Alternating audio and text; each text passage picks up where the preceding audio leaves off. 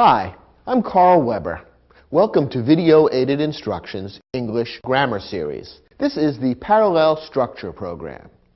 Now, I know this program deals with English, but let's begin with a little bit of math. Do you know what parallel lines are? They're lines that run in the same direction. Railroad tracks are parallel lines. So are the two side rails of a ladder. Now, in geometry, parallel lines are used to make squares and rectangles. In English grammar, we don't use parallel lines, but we do use parallel words and groups of words when constructing sentences. Parallelism refers to using words and groups of words that run in the same direction. In other words, words, phrases, and clauses that have the same grammatical form. As you'll learn in this program, some kinds of sentences require parallelism. We'll look at when and why parallelism is needed, and you'll learn some basic rules that will help you construct parallel words, phrases, and clauses to make your sentences as solid and sturdy as a well-built stepladder.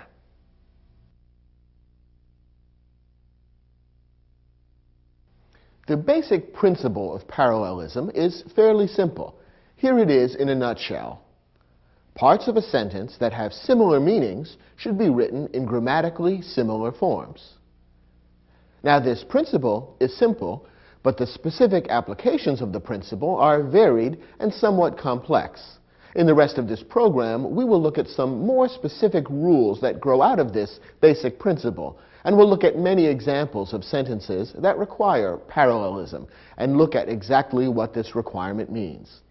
Here's our first specific rule that will help you apply the principle of parallelism. When listing two or more things, qualities, or actions, describe them in parallel grammatical forms. One of the most common types of sentences that requires parallelism is one that contains a list. Very often when we're writing English, we have a need to list 3, 4, or 5 things in a particular sentence. And since all these items are on the same list, that means that they naturally have similar meanings. Since they have similar meanings and are being listed together, they should be written in grammatically similar forms. In other words, the same grammatical shape ought to be applied to each of the items in the list. When the same grammatical shape isn't applied to each item in the list, then the sentence sounds wrong, and we will have violated the principle of parallelism. Let's take a look at a couple of examples. Read this sentence. America's founders were prepared to risk everything, their property, their reputations, and would even risk death. Now, in this sentence, as you can probably recognize, 3 things are being listed. After the colon, the 3 things that are being listed are things that America's founders were prepared to risk. Now, since we have a list of 3 items here, we have 3 things that are similar in meaning, and therefore they should be set up in grammatically similar form. Has that been done? Let's look at the 3 items that are listed in this sentence. First, their property. Second, their reputations.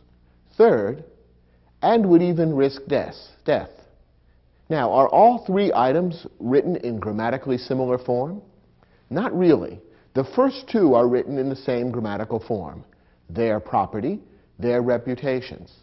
Here we have nouns, property, and reputations preceded by the possessive pronoun their. However, the third item is listed in a different form. Would even risk death. Suddenly, a verb has been inserted, would risk, and this changes the grammatical form. So the 3 items, even though they have similar meanings, are not being set up in grammatically similar form. Instead, that third item should be changed to match the other 2 in grammatical form. Since the first 2 items read their property, their reputations, the third item should read their lives. After all, that's what's being risked: their property, their reputations, and their lives. Notice that we have to change it from death to lives to make it parallel both in meaning and in grammatical form. So the correct sentence following the principle of parallelism ought to read, America's founders were prepared to risk everything: their property, their reputations, and their lives. If you want to emphasize the importance of that third item, you could use the adverb even and insert that as well without violating the principle of parallelism. You would simply be emphasizing that this third item in the list is the most important and dramatic of all. And the sentence could read, America's founders were prepared to risk everything, their property, their reputations, and even their lives. This sentence now fits the principle of parallelism, which applies whenever a sentence contains a list of similar items. Here's another example. A Marine recruit is expected to be physically fit, psychologically tough, and mature in his emotions. Now, once again, the sentence contains three items that are similar in meaning. And once again, the principle of parallelism has been violated. The first two items are written in grammatically similar form. Physically fit, psychologically tough. In both of these phrases, we have an adjective, fit and tough, preceded by an adverb, physically fit, psychologically tough. However, let's look at the third item in the list. Mature in his emotions is written in a different grammatical form. We do have the adjective mature, which describes what a Marine recruit is expected to be, but rather than being preceded by an adverb, like physically or psychologically, instead the adjective mature is being followed by the prepositional phrase in his emotions. Therefore, this third item in the list sounds different from the other two. It isn't set up in the same grammatical form. So once again, the principle of parallelism has been violated. We need to make a change to correct this sentence. How could you do it? Well, there's actually more than one way to correct it. Probably the easiest way to correct the sentence is to change the third item in the list so that it matches the other two. We could therefore rewrite that third item so that it contains an adjective preceded by an adverb. Now, if we want to do that, what would be the proper adverb to precede the word mature? Since the meaning of the sentence refers to mature in his emotions, it makes sense that the proper adverb to use would be emotionally. And the sentence would then read, a Marine recruit is expected to be physically fit, psychologically tough, and emotionally mature. Now the sentence fits the principle of parallelism. All three items that are being listed are set up in grammatically similar form. Now, in this case, we changed the third item to make it match the other two. We could also change the first two items to make it match the third if we wanted to. But then the sentence would contain longer phrases and would be a little less concise, and therefore wouldn't read quite as well. We could do that, however, if we want. The sentence could then read, a Marine recruit is expected to be fit in his physique, tough in his psychology, and mature in his emotions. I think you can see the sentence is a little less effective that way. It's more concise and therefore more effective to use the adverb-adjective form in all three items in the list. Either way is grammatically correct, however, because either way we would be following the principle of parallelism, which says that when items are being listed, we need to set them up in grammatically similar form. Here's another rule that will help you apply the principle of parallelism. Use parallelism to link related ideas and emphasize the relationships among them. Very often when we write English sentences, we are including two or more ideas in the same sentence that have some close relationship to one another. Sometimes those ideas help to prove or demonstrate the same point. In other cases, the two ideas may have a relationship of contrast, that is, they disagree with one another. In either case, it's desirable to follow the principle of parallelism, that is, to show and emphasize the relationship between the ideas by setting them up in grammatically parallel form. When you do this, your sentences read well, and the relationship between the ideas is very clear. The readers of your sentence will immediately see the relationship between the ideas and understand it, and will see how the ideas fit together. Here's an example. Love of country is admirable, but today it is necessary to love humanity in general. Now, this sentence is not grammatically wrong. That is, it doesn't contain an out-and-out error. However, it does violate the principle of parallelism, and therefore it's not as well written as it ought to be. How does it violate parallelism? Well, remember the rule we just looked at. When we have related ideas in a sentence, it's desirable to use parallelism to link them and to emphasize the relationship between them. This sentence contains two ideas. First, that love of country is admirable. Second, that today it's necessary to love humanity in general. In other words, to love people no matter where they come from. Now, the author of this sentence is setting up a clear relationship between these two ideas. The relationship is one of contrast. Notice that the conjunction but has been used to join these two ideas. The author is trying to say, one thing is true, but today something else is also true. So here are two ideas that are closely related and have a contrast to one another. And both deal with love of various kinds. So the two ideas are clearly related, and yet they haven't been set up in grammatically parallel form. The first clause says love of country is admirable. The second clause doesn't refer to love of humanity. Instead, it changes the grammatical form and says it is necessary to love humanity in general. Therefore, the two clauses are not set up in grammatically similar form. However, it would be easy to rewrite the sentence to make the two clauses parallel or grammatically similar. And when we do this, the sentence becomes much more forceful, and the contrast between the two ideas becomes much more clear. Here's how we would rewrite the sentence to follow this principle of parallelism. Love of country is admirable, but today, love of humanity is necessary. When we rewrite the sentence this way, the contrast between two kinds of love has been emphasized. Love of country, love of humanity. And we're told that the first kind of love is admirable, but that today the second kind is necessary. So the contrast between the two ideas and the author's point becomes that much more vivid and that much more clear. And that's why parallelism improves the sentence. So remember the rule. When related ideas appear in your sentence, try to follow the principle of parallelism in order to link those ideas and emphasize how they're related to one another. Our third rule, again, is not specifically a grammar rule, but rather a rule that applies as a principle of good writing. When using parallel construction, build to a climax. What does this mean? Well, as we've seen, parallelism is used to link ideas, and it's often used in particular when ideas are being listed, when 2, 3, 4, or more items are being presented in sequence. Now, the basic rule of good writing is that when you're presenting a number of ideas in a sequence, it's best to end with the most interesting, most important, or most dramatic item.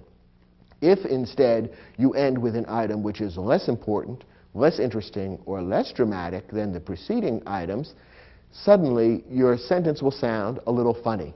The idea that you're trying to get across will come a little flat, and the reader may even be distracted by the fact that there's been a sudden fall off. Rather than a steady climb in emotion, we have a climb and then a sudden decline, which is very distracting. It can be used for comic effect, but not when you're trying to write a serious sentence. Here's an example of a sentence that violates this rule of building to a climax. Visitors to America's heartland fall in love with the fields of waving grain, the endless skies, and the giant hamburgers. Now, if the author of this sentence was trying to write a humorous essay or make a funny remark, it might work, because the third item in this list, the giant hamburgers, sounds much less grand and exalted and serious than the first two, the fields of waving grain and the endless skies. Rather than building to a climax, this sentence gradually builds and then suddenly falls flat on its face, with the rather comic image of giant hamburgers being thrown in alongside the grandeur of American landscapes. So the author of this sentence has not built to a climax, but instead has fallen down at the last moment, and therefore the sentence sounds rather funny.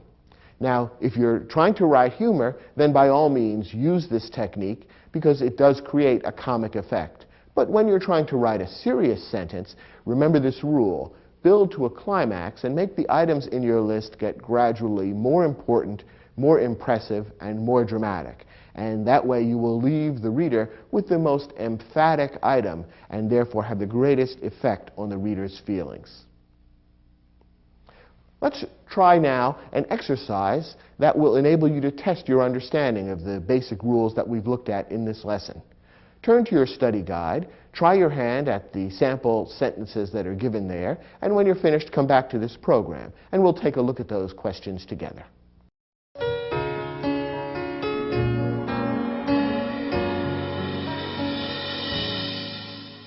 Now, we gave you 5 sentences, some of which have errors in parallelism. Your job was to detect whether there is an error in parallelism in the sentence, and if so, figure out how to correct it. Let's take a look at the first example. Just as Darwin revolutionized biology with his theory of evolution, Einstein's theory of relativity revolutionized physics. Now, this sentence demands parallelism because it contains 2 closely related ideas. Here, the 2 ideas are related because they describe similar happenings. The first clause, the first half of the sentence, talks about Darwin revolutionizing biology with his theory of evolution, and in the same way, we are told, Einstein's theory of relativity revolutionized physics. So in both clauses, similar revolutionary happenings in a particular branch of science are being described. So we have closely related ideas which ought to be described in grammatically similar form. Now, has that been done in the sentence the way it's written? The answer is no. The principle of parallelism has been violated. Look at the difference between the 2 clauses. The first clause says, Darwin revolutionized biology with his theory of evolution. The clause begins with the name of the scientist, Darwin, and it ends with the prepositional phrase, with his theory of evolution. The second clause is not set up in the same way. It doesn't begin with Einstein. Instead, it refers to Einstein's theory of relativity, and the clause does not end with a prepositional phrase. To make the 2 clauses parallel would strengthen the sentence by making the relationship between the 2 ideas that much more clear. Why don't we rewrite the second clause to make it match the first clause grammatically? Just as the first clause begins with the name of the scientist, the second clause should begin with Einstein. The first clause says Darwin revolutionized biology. Let's make the second clause read Einstein revolutionized physics. And then we'll end that second clause with a prepositional phrase, just as the first clause ends with a prepositional phrase. So the rewritten sentence, which would follow the principle of parallelism, would read, just as Darwin revolutionized biology with his theory of evolution, Einstein revolutionized physics with his theory of relativity. Notice how the sentence seems clearer and crisper. The ideas and their relationship become that much clearer when the principle of parallelism is followed. Let's take a look at the next example. Coach Jabbar demands 3 things of his players: hard work, that they have personal integrity, and self-discipline. Now, here we have a list of 3 things, the 3 things that Coach Jabbar demands of his players. And whenever 3 or more things are being listed, we want them to be set up in grammatically parallel form. Has that been done here? No, not quite. The first and third items in the list look similar grammatically: hard work, self-discipline. Here we have nouns preceded by an adjective: hard work, self-discipline. Self-discipline is a hyphenated word, but in effect it's the same form, an adjective preceding a noun. However, the second item in the list is not set up in the same way. Instead, it's a clause, that they have personal integrity. If we want to make all 3 items grammatically parallel, we'd like to change that second item so that it matches the first and the third items. And actually, that's easy to do. Remember, the first and third items in this list both consist of an adjective followed by a noun. We can easily change the second item into that same form, adjective followed by noun, simply by using the words personal integrity. So the corrected sentence would read, Coach Jabbar demands 3 things of his players: hard work, personal integrity, and self-discipline. Doesn't the sentence sound much crisper and more forceful when it follows the rule of parallelism? I think so. Let's look at the next example. Thrilled by the discovery of gold at Sutter's Mill, thousands of prospectors rushed to California, traveling by boat, by covered wagon, and walking. Once again, we have a list of 3 items in this sentence. And since all 3 have similar meanings, all 3 should be set up in grammatically parallel form. But once again, the rule has been violated, which means once again we'll have to make a change to correct the sentence. The 3 items that are listed are the 3 ways that prospectors traveled to California at the very end of the sentence: by boat, by covered wagon, and walking. Now, the first 2 items are in similar grammatical form. We have the preposition by, followed by the mode of transportation: boat, covered wagon. However, the 3rd item in the list is not in the same grammatical form. Rather than beginning with a preposition, followed by the mode of transportation, instead we have what's called a gerund, an ing form of the word, walking. That's not the same grammatically, and therefore it doesn't seem to fit with the other 2. Parallelism has been violated. What could we do to change that 3rd item so that it's as similar as possible to the other 2, so that it begins with the preposition followed by the mode of transportation? Could we say by walking? Yes, but that doesn't sound quite right. A more common or idiomatic prepositional phrase that describes walking somewhere would be on foot. So that would probably be the best way of rewriting this 3rd item. Notice that the preposition is different. The first 2 items would have the preposition by, while the 3rd item would have the preposition on. But nonetheless, it sounds parallel because in each case you have a preposition followed by the mode of transportation. So one good way of correcting this sentence would be to end it with the phrases by boat, by covered wagon, and on foot. And that would give us the feeling of parallelism that we're looking for by having 3 items all set up in the same grammatical form: a preposition followed by the mode of transportation. The exact word doesn't always have to be the same as long as the grammatical structure or form is the same. That's what parallelism is all about. Let's look at our next example. Each of these 3 poets is admired for a different quality: Milton for his grand rhetoric, Shakespeare for his sweeping vision, Chaucer for his simple humanity. Once again, 3 items have been listed here. Now, have they all been set up in grammatically similar fashion? That is, has the principle of parallelism been followed? Well, the answer is yes. This sentence doesn't contain an error. Let's take a look at how the writer of this sentence was careful to follow the principle of parallelism. He's listing 3 poets and the quality for which they are admired.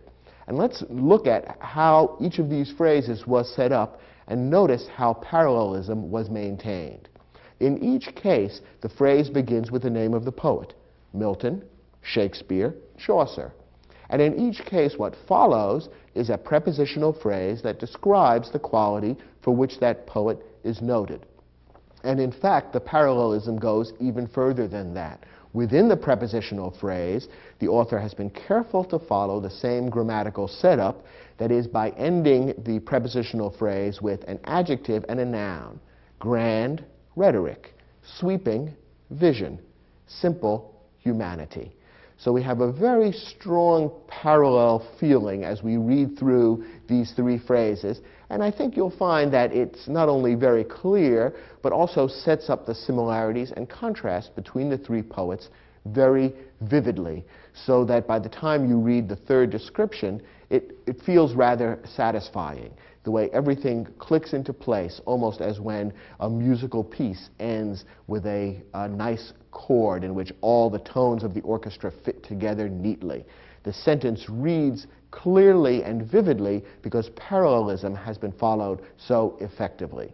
So this is the sentence in our exercise that doesn't need any correction. It's perfectly correct as written because the author has been very careful about parallel structure. One more example. I agree with Hung Wei's political views, but his way of expressing them is something I don't agree with. Now, this sentence is not really bad, but it is less effective than it could be because it violates the principle of parallelism. Let's take a look at how it could be improved. Here we have two related ideas. They're related by contrast. The first idea differs from the second idea. In the first idea, the author is describing something that he agrees with about Hung Wei, namely his political views. The second clause is describing something the author doesn't agree with, namely the way Hung Wei expresses them. So we have two ideas that are in contrast to one another. The author agrees with one, disagrees with the other.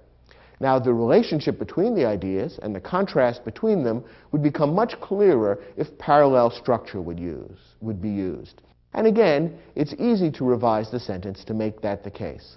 Let's rephrase the second clause so that it matches the first grammatically. The first clause says, I agree with Hung Wei's political views. How would we begin the second clause to make it as similar as possible grammatically? Well, the first clause begins, I agree.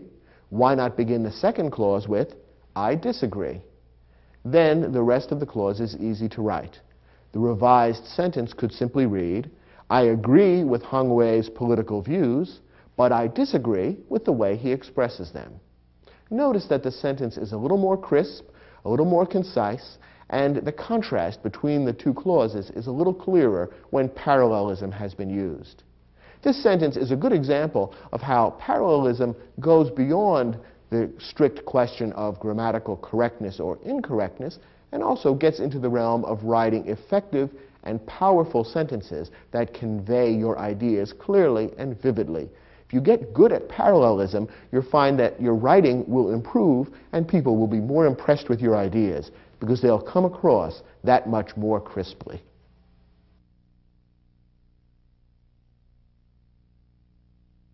Okay, we've seen that parallelism is necessary when a sentence contains a list of similar items or when it contains ideas that are closely related to one another.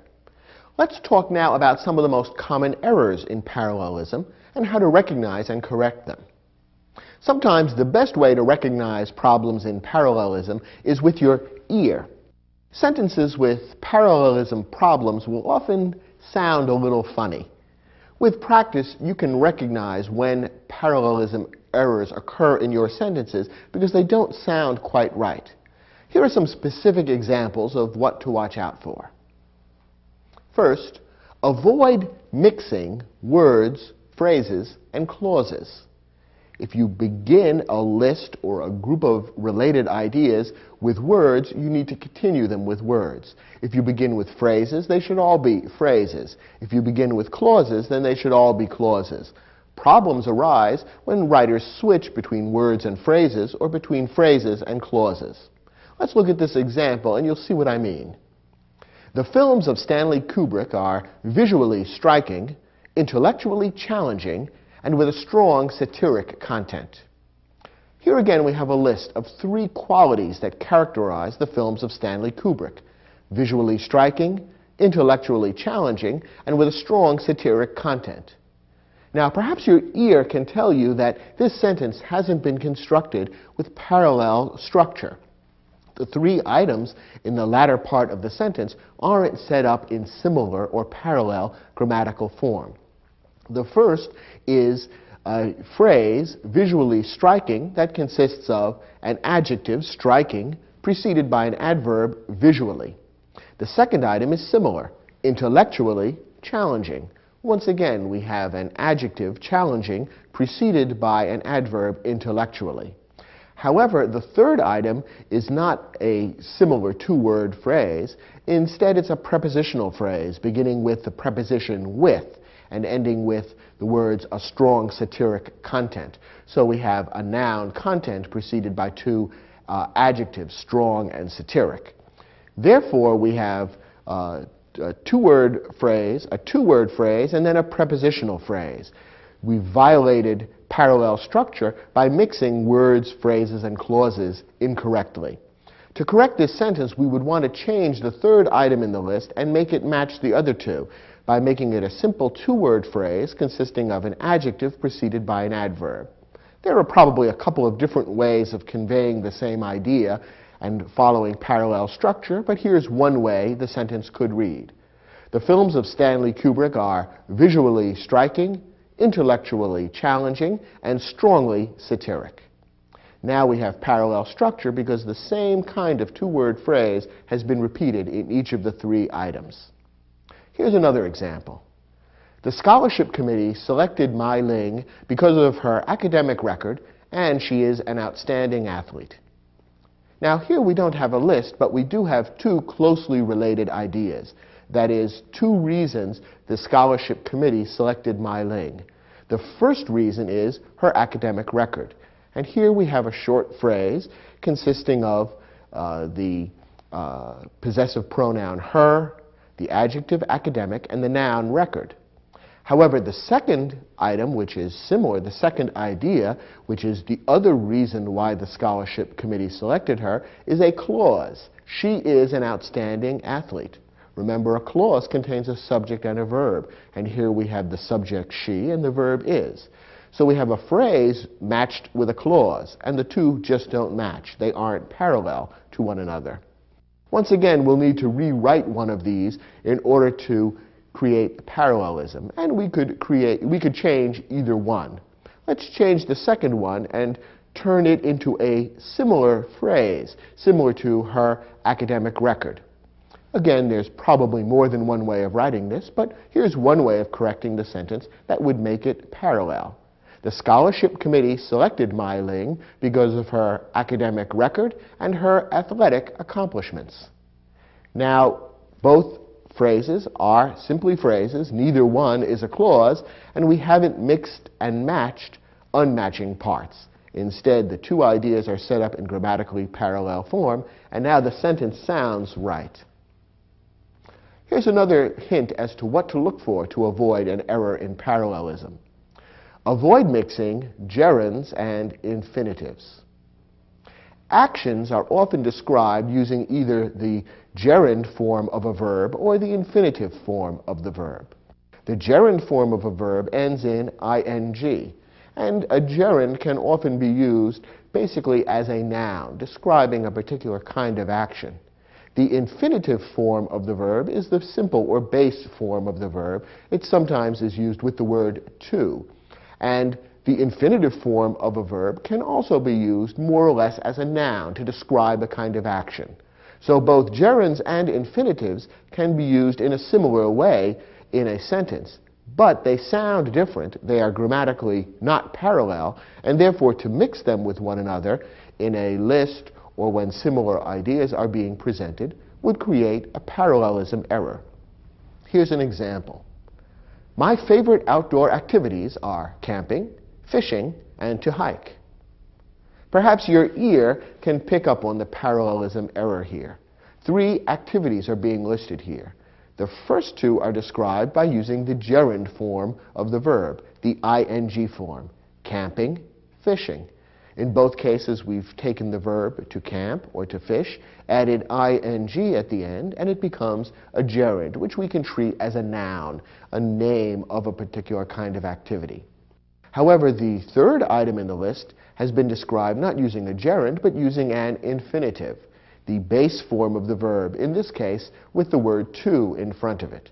Now, to hike can be used as a noun, and therefore it's correct in and of itself. But it's being mixed and matched incorrectly here, matching an infinitive with two gerunds. And therefore, we violated the principle of parallelism. And that's why the sentence sounds a little weird. The easy way to correct it would be to change that third item in the list so that it's also a gerund. And the sentence could then read, my favorite outdoor activities are camping, fishing, and hiking. Here's another tip as to what to watch out for to avoid a parallelism error. Avoid mixing active verbs and passive verbs. Now, active and passive verbs can both express similar ideas, but they are grammatically different. Most sentences are written with active verbs. In an active verb, the subject of the verb is the one who is doing the action. When a passive verb is used, the subject of the verb receives the action. So, for example, if I say, I cut my leg, I'm using an active verb because the subject of the verb cut is I. I am the one doing the action. On the other hand, if I set up that same idea using a passive verb, I might say, my leg was cut. Notice the difference. My leg is the subject of the verb, and it is receiving the action of being cut. That's the difference between an active verb and a passive verb. Now, both active verbs and passive verbs are perfectly correct, and depending on what idea you're trying to convey, you may want to choose one or the other in a particular sentence. However, it's generally not a good idea to mix active and passive verbs in the same sentence, and in particular, when you're describing ideas that are similar, related, or parallel to one another, you want to avoid mixing active and passive verbs. The result, if you do mix them, would be a sentence that doesn't sound right. There will be a lack of parallelism, and the reader will think, there's something a little odd about this sentence, even if the reader can't identify it grammatically. Let's take a look at this example. When making an apple pie, first slice the apples, then they should be mixed with sugar and lemon juice. Now here, two actions that are part of the process of making an apple pie are being described: the slicing of the apples and then the mixing of the apples with sugar and lemon juice.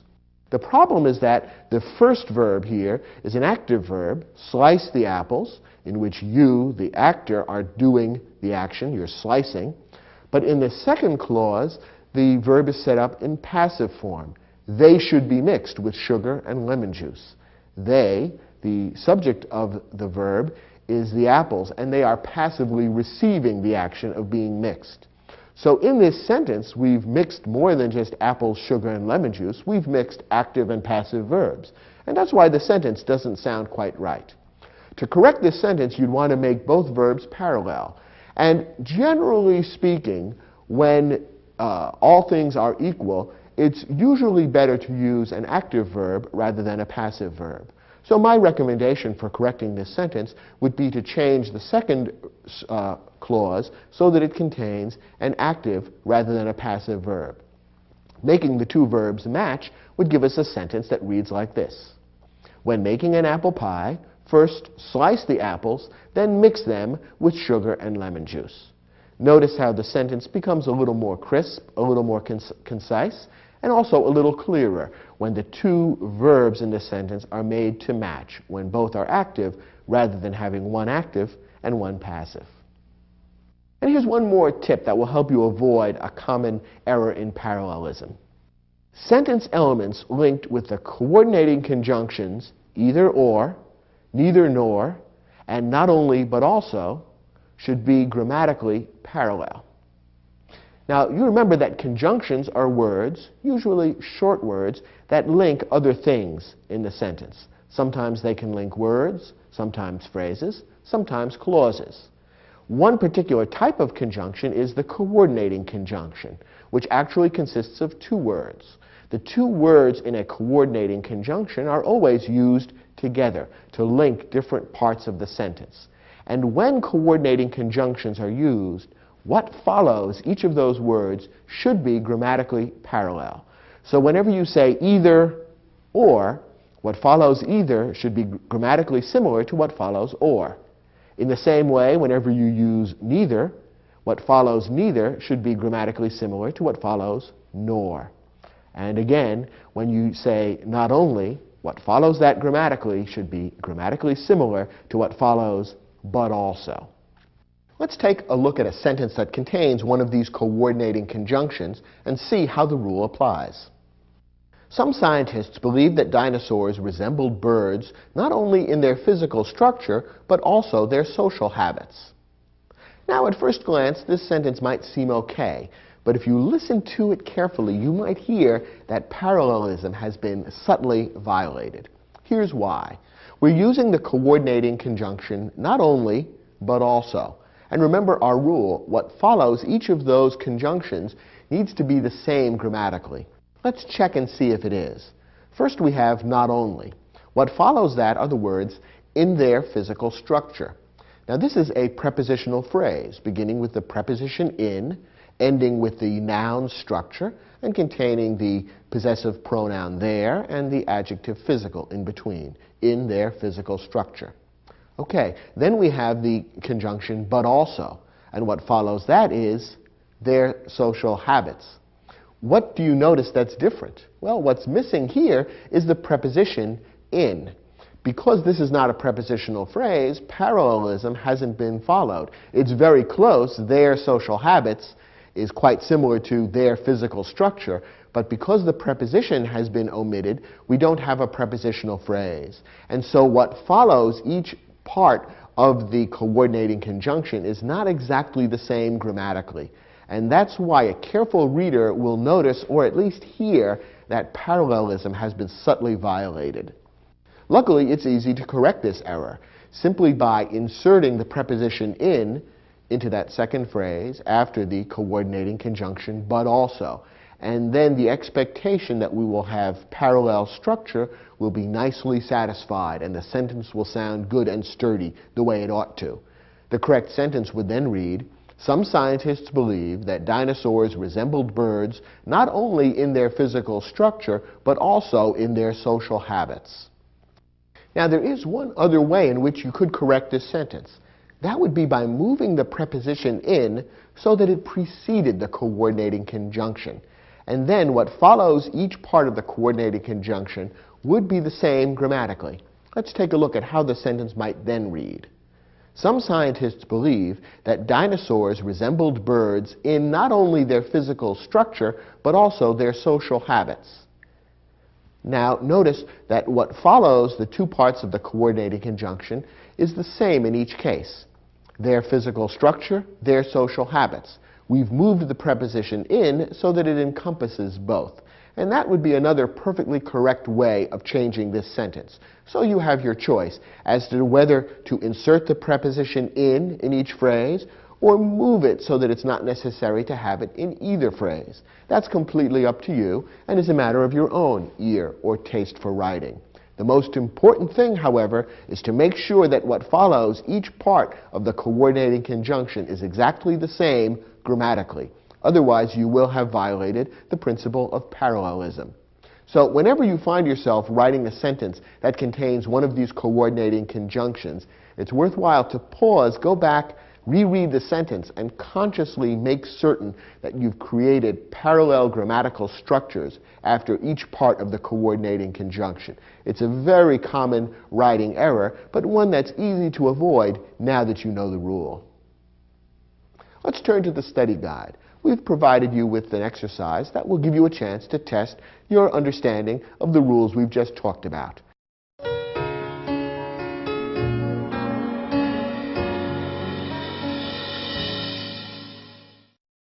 Our first sentence contains a list of 3 activities that were done on a vacation. But you'll notice that the principle of parallelism has been violated. Let's see how we could correct this sentence. We spent our days in St. Petersburg touring historic churches, magnificent art museums, and admiring ornate palaces. Okay, 3 activities are being listed here, and let's look at how each one is described grammatically. Touring historic churches, magnificent art museums, and admiring ornate palaces. Of these 3 items, 1, 2, and 3, which ones are similar? Well, the first and the third seem to be similar, don't they? In each case, the phrase begins with a gerund form of a verb, touring and admiring, followed by the things that were toured and admired, the historic churches, the ornate palaces. The second item, however, is in a different grammatical form. Here we have magnificent art museums, describing what was visited, but with no gerund form verb preceding it. We have a couple of different ways that we could correct this sentence. One way of correcting it would be to change item 2 so that it resembles the other 2 grammatically. So, for example, we could rewrite the sentence to read as follows. We spent our days in St. Petersburg touring historic churches, visiting magnificent art museums, and admiring ornate palaces. That would be one perfectly good way of correcting the sentence. Another way of correcting it would be to eliminate the ing, the gerund form of the verb, from our third item. And what would then happen, you'll notice, is that the ing gerund verb from the first item would apply to all three. All three items would then be parallel, but in a different form.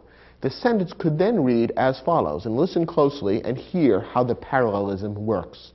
We spent our days in St. Petersburg touring historic churches, magnificent art museums, and ornate palaces. Now the ing verb touring applies to all three things, and what follows touring are three parallel phrases describing three places that were toured, which is also a perfectly correct way of making the sentence parallel. So notice that the principle of parallelism doesn't tell you exactly how you must write a sentence. Often there's more than one way of following the principle. It's up to you which path you choose. Either of the two possible corrections would be perfectly all right, and you should consider yourself correct if you wrote the sentence in either of those ways. The only thing that we know is wrong is the way the sentence is originally written, where we've mixed phrases that don't match and therefore violated parallelism. Here's our next example. The doctors moved quickly to wash the wound, disinfect it, and applying a sterile dressing. Do you recognize the rule that we violated here? Remember our rule not to mix gerunds and infinitives. Here we have three different actions being described: the washing, the disinfecting, and the applying of a sterile dressing. The third one, applying, is being described with a gerund, the ing verb. But the other two are described with the base or infinitive form of the verb. The easiest way to correct this is to make all three into infinitives, and the sentence would then correctly read, the doctors moved quickly to wash the wound, disinfect it, and apply a sterile dressing. That way, all three actions are described using the infinitive form of the verb, and parallelism has been maintained. Let's look at the next sentence. The hardwood floors in the old house were stripped, sanded, stained, and sealed with varnish. Does this sentence sound all right to you? Actually, it is perfectly correct. Parallelism has been maintained here. The list of actions that are being described as things that were done to the hardwood floors in the house, all those actions are being described using the same form of verb: stripped, sanded, stained, and sealed. The last item, we've added the prepositional phrase with varnish, which is necessary to complete the meaning. But the feeling of parallelism is not lost. So this sentence is perfectly correct. This is one that doesn't need any changing in order to create that feeling of parallelism. Next example. In 1968, the Democratic Convention was held in Chicago, and the Republicans held their convention in Miami.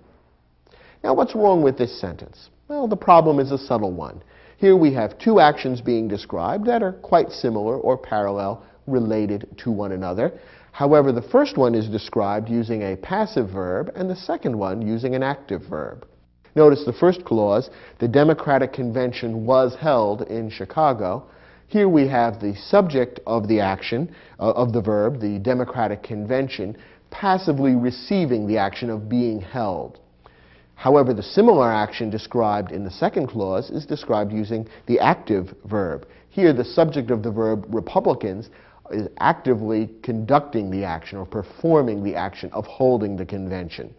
So to correct this sentence, we could go either way. We could make both verbs passive or both active. If we made them both passive, then the sentence would read, in 1968, the Democratic Convention was held in Chicago, and the Republican Convention was held in Miami. Or we could make them both active, in which case the sentence would read, in 1968, the Democrats held their convention in Chicago, and the Republicans held their convention in Miami. Either correction would be perfectly okay. It's your choice as to whether to use a passive verb or an active verb. The only real mistake is to mix and match both kinds of verbs in the same sentence. That's when we have a problem with parallelism. And our next example. Either the snowstorm must stop within the next 2 hours, or the town festival will have to be postponed. Here we don't have a parallelism problem. We have a second sentence in this exercise that's perfectly correct. We're using coordinating conjunctions here, either or, and what follows should be as grammatically similar as possible. And what follows in both cases is a clause, And since the two are roughly similar grammatically, the feeling of parallelism is not violated. What follows either is, the snowstorm must stop within the next 2 hours. That's a clause. And what follows or is, the town festival will have to be postponed. Another clause. The two are basically similar in form, and therefore the sentence sounds perfectly parallel. Remember that what follows, the two parts of a coordinating conjunction, must be similar grammatically in order for parallelism to be maintained. This sentence follows that rule, and therefore it's correct, doesn't need any changing.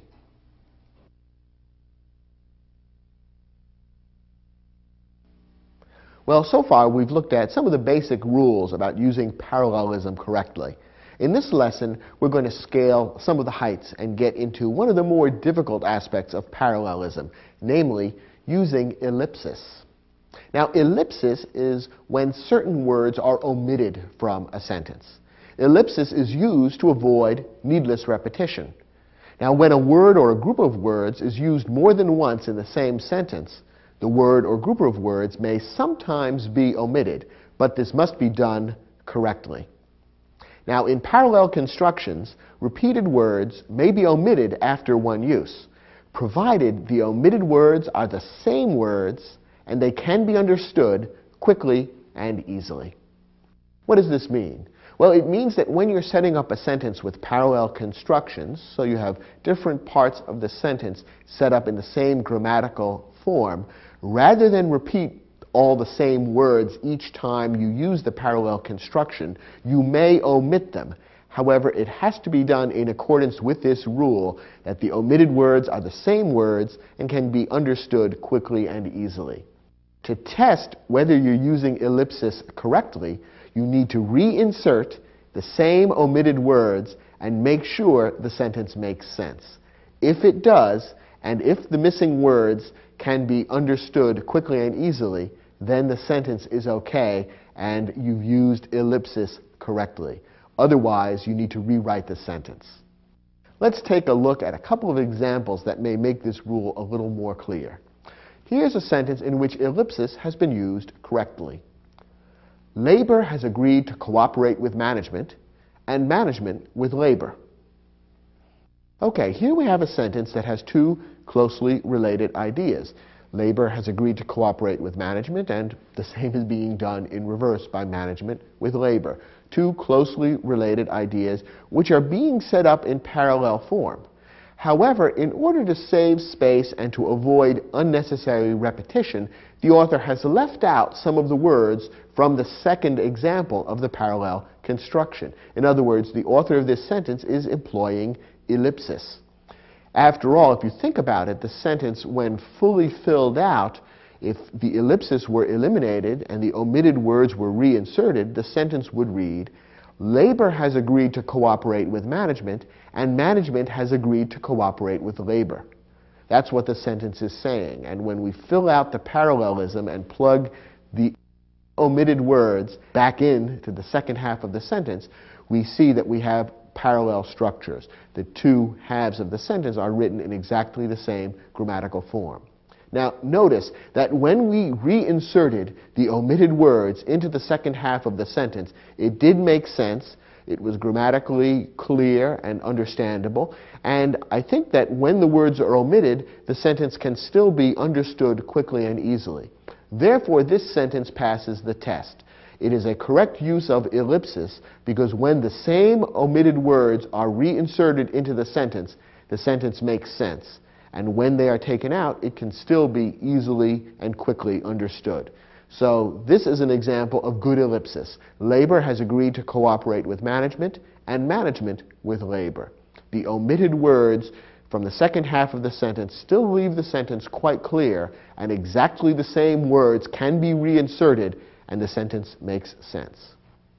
Here's another example of a sentence containing ellipsis. Without pleasure, life is intolerable. Without purpose, meaningless. This sentence has been written to be very pithy, very concise. It's a short, kind of philosophical statement. And one of the ways the author has made this sentence pithy and concise is by using ellipsis. He has left out some words from the second half of the sentence. Once again, we have two clauses set up in parallel fashion, but in order to avoid repeating the same words, the author has omitted certain words from the second half of the sentence. Let's test to see if ellipsis has been done correctly here. Remember that our test is to insert exactly the same omitted words and make sure that the sentence makes sense once those words have been inserted. Let's try that and see if the sentence makes sense. Without pleasure, life is intolerable. Without purpose, life is meaningless. The words that were omitted from the second half of the sentence were life is. When we reinsert exactly those same words into the second half of the sentence, it does make sense. And I think the sentence is clear and easy to understand without them. Therefore, once again, this sentence passes the ellipsis test. We've got two parts of the sentence with parallel construction, and the author is using ellipsis to make the sentence that much more pithy, concise, and short. And it's quite effective the way it's been done. And when we apply the test of reinserting the omitted words, the sentence still makes sense, so this is a perfectly correct use of ellipsis. Now, once again, to test ellipsis, you want to mentally complete all the clauses in the sentence and make sure that they're logically and grammatically parallel. If not, you have to revise the sentence to either fix the parallelism or rewrite it to eliminate the use of ellipsis. That is, simply fill in the ideas so that the sentence makes sense. It's very easy to make mistakes with ellipsis, as we'll see in a couple of examples now. Here's a sentence where the author is trying to use ellipsis to avoid repeating words, but when we try to apply the test, we see that it doesn't really work. For generations, fishing boats have and do navigate the waters of Chesapeake Bay. Okay, we understand what the author is trying to say. He's trying to say that fishing boats have navigated the waters of Chesapeake Bay for generations, and they still do that today. So there are two parallel ideas being described here. And they could have been written out in parallel structure clauses. Instead, however, the author is trying to use ellipsis to make the sentence shorter by leaving out the repeated words. However, does he pass the test of correct ellipsis? To test that, we have to plug in the same words that have been omitted and make sure that the sentence makes sense.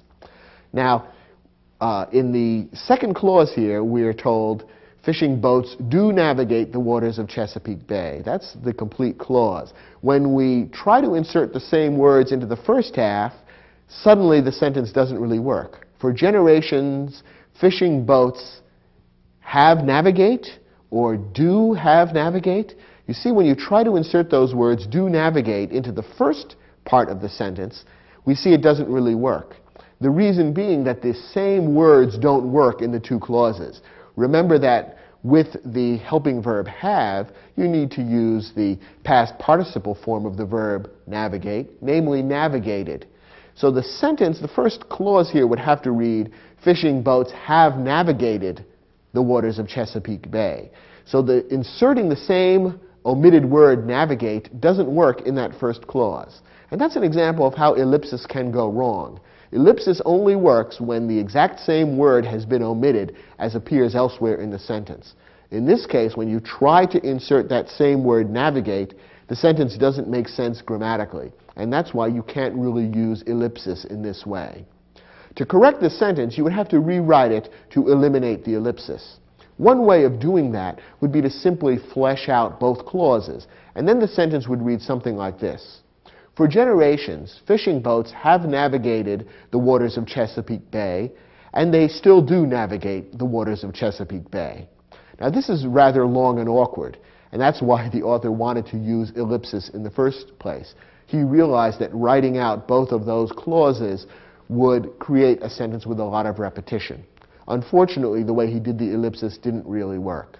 A better alternative would probably be to greatly shorten the second clause so that the idea comes across without using incorrect ellipsis. So a better way to write this sentence would probably be something like this.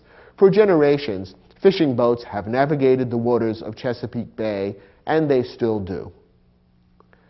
By changing the sentence altogether so that there's no attempt at ellipsis, but instead we simply have two different verbs being used to describe the past, and the present activity in Chesapeake Bay, the sentence is now clear and the incorrect ellipsis has been eliminated.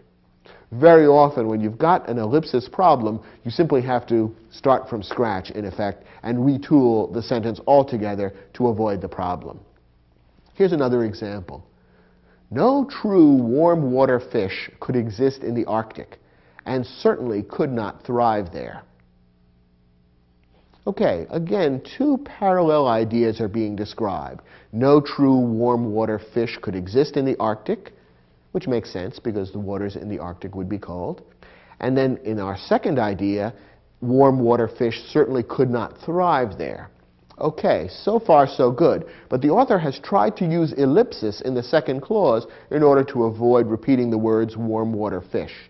However, here's the problem. When we reinsert those omitted words into the second clause, suddenly it doesn't make sense. Here's why. Remember, the rule is you have to reinsert the exact same words. The sentence would then read, no true warm water fish could exist in the Arctic, and no true warm water fish certainly could not thrive there. Notice what's happened to the logic. We're saying that no warm water fish could not thrive there. The two negatives in that second clause create an explosion. The sentence no longer makes sense. The author is trying to say that a warm water fish could not thrive there, but the words omitted from the first clause are no true warm water fish. So it doesn't pass the ellipsis test. You have to be able to reinsert exactly the same words and have it make sense. So therefore, the ellipsis doesn't work here, and what you have to do is go back to the drawing board and really rewrite the sentence. One way of doing it, for example, might be, no true warm water fish could exist in the Arctic, and a warm water fish certainly could not thrive there. Once again, this is rather repetitious and lengthy, and probably not the best way of correcting the sentence. So you might want to retool it even more and get rid of the no with which the sentence now begins, and rewrite the sentence something like this. A true warm water fish could not exist in the Arctic and certainly could not thrive there. By making it a true warm water fish, now we've got words that could be inserted into that second clause and make sense. So now we've set up the sentence with an ellipsis, which does work. So remember, whenever you find yourself using an ellipsis, omitting a few words in order to save space in the sentence, make sure that the way you've written the sentence is such that the exact same words from one clause can be inserted in the other clause and still make sense. If not, you need to rethink the way you've written the sentence and either eliminate the ellipsis or make it correct. It's a rather tricky and subtle rule of correct writing in English, but a very important one, and one of the fine points in using parallelism correctly. Okay, let's take a look at an exercise that will give you a chance to test this rather subtle and difficult but important skill.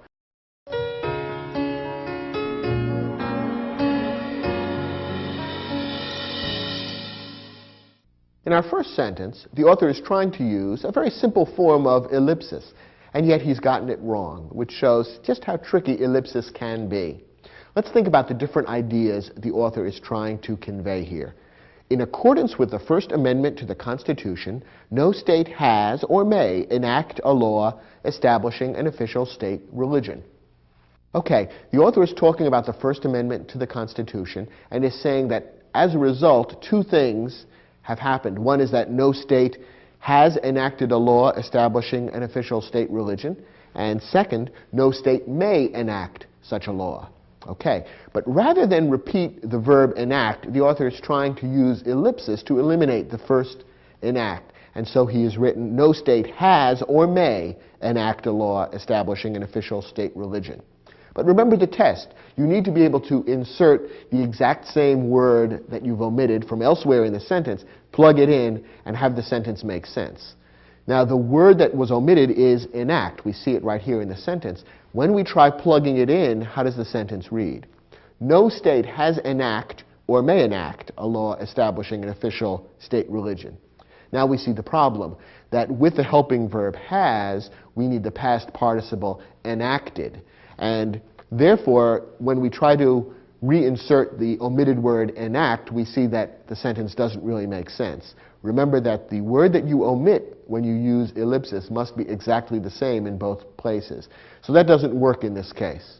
Probably the simplest way to correct the sentence would simply be to break down, go ahead and insert the word enacted, and the sentence will be a little longer, but not really much longer, and will certainly be grammatically correct. So the sentence would then read, in accordance with the First Amendment to the Constitution, no state has enacted or may enact a law establishing an official state religion. This is a correct way of writing the sentence, and it eliminates the erroneous attempt at ellipsis. Our next example. Many scientists agree about the causes of global warming, fewer about the best ways to combat it. Here again we have two parallel ideas. The first clause says many scientists agree about the causes of global warming. The second clause says that fewer scientists agree about the best ways to combat it. Now, the way I just said it spells out or fleshes out both clauses at full length. Perfectly understandable, but it's a little bit wordy. So the author of this version has tried to use ellipsis to shorten the sentence somewhat. Has he done the ellipsis correctly? Well, let's apply our test. We should be able to take the same words from the first clause, which were omitted in the second clause, and insert them into that second clause and have the sentence make sense. Now, what are the words that were omitted from the second clause? The words that were omitted are scientists agree. When we take those words from the first clause and insert them back into the second clause, does it read correctly? Many scientists agree about the causes of global warming. Fewer scientists agree about the best ways to combat it. Yes, it does make sense. It does read well, and the parallelism works. Therefore, the ellipsis, as done in this sentence, is perfectly correct. The author has simply not repeated the words scientists agree, has left them out. The resulting sentence is clear and easy to understand, and when we plug the exact same words back in, it all hangs together. Therefore, it passes the ellipsis test, it's perfectly correct, and this sentence doesn't need any fixing. Next example. Baseball pitcher Cy Young's lifetime record of 511 victories has never been challenged and probably never will. The author is saying two things about Cy Young's record. It has never been challenged and probably never will be challenged. Now, rather than repeat the word challenge, the author is trying to use ellipsis here. But what happens when we try to plug the same verb in? We see that the sentence doesn't really work. Baseball pitcher Cy Young's lifetime record of 511 victories has never been challenged and probably never will been challenged. You can see that doesn't sound right. The second clause here would demand the wording and probably never will be challenged, which is different from been challenged. So since we can't insert exactly the same words into that second part of the sentence, we see that the ellipsis rule has been violated. And therefore, you'd have to correct the sentence by spelling out that complete verb and make the sentence read, baseball pitcher Cy Young's lifetime record of 511 victories has never been challenged and probably never will be challenged. There's no way around it. You can't use ellipsis here because you can't omit exactly the same words. Instead, they are different words and they have to be spelled out. Next example. As global trade increased, manufactured goods began to flow from north to south, raw materials from south to north. Once again, two closely related ideas talking about the flows of global trade.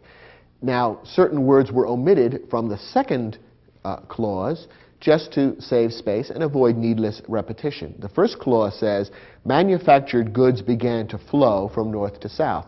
Those words began to flow are omitted from the second clause. When we insert those exact same words in the second clause, does it make sense? Raw materials began to flow from south to north.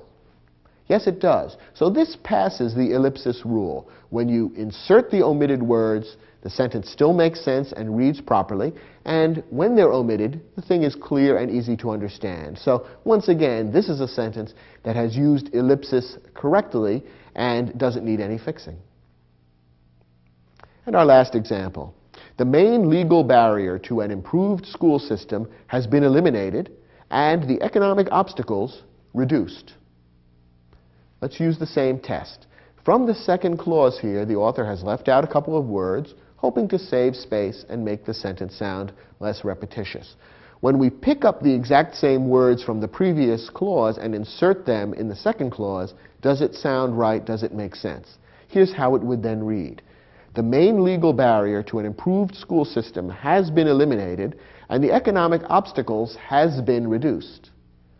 Okay, when we reinsert the helping verbs has been, which were left out or omitted from the second clause, we see that they don't quite work.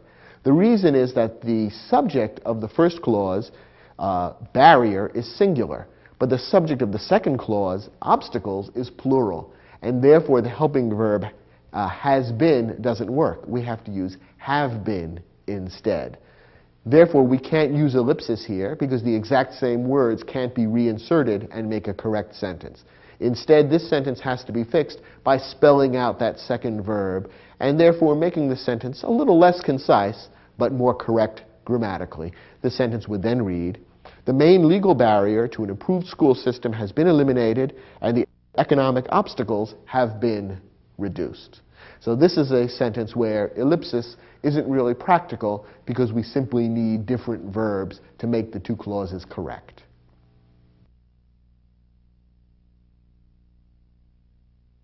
Well, now you're an expert on the subject of parallel structure. Actually, if you find this a particularly challenging aspect of writing in English, don't feel bad. Many native English writers and speakers have difficulty with this, and in fact you'll probably find, if you read carefully in newspapers and magazines, a number of cases where professional writers make mistakes about parallel structure, because it can be rather tricky. In fact, when we get into the realm of parallel structure, as you've seen, we're moving beyond simple grammatical correctness into areas where topics such as logic and clarity become involved. Therefore, to use parallelism effectively, you really need to do more than just follow a couple of basic grammatical rules. Instead, you really need to think about what you're saying, to look at the relationships among the ideas that you're expressing in your sentences, and then make sure that the grammar mirrors and reflects those relationships clearly. If you do that and you think carefully about how the grammatical structure and the relationship among the ideas, how those things fit together, then you'll probably find that you can use parallel structure very effectively and even powerfully in your writing. Thanks for watching this program, and I'll look forward to seeing you out there for other programs in the video-aided instruction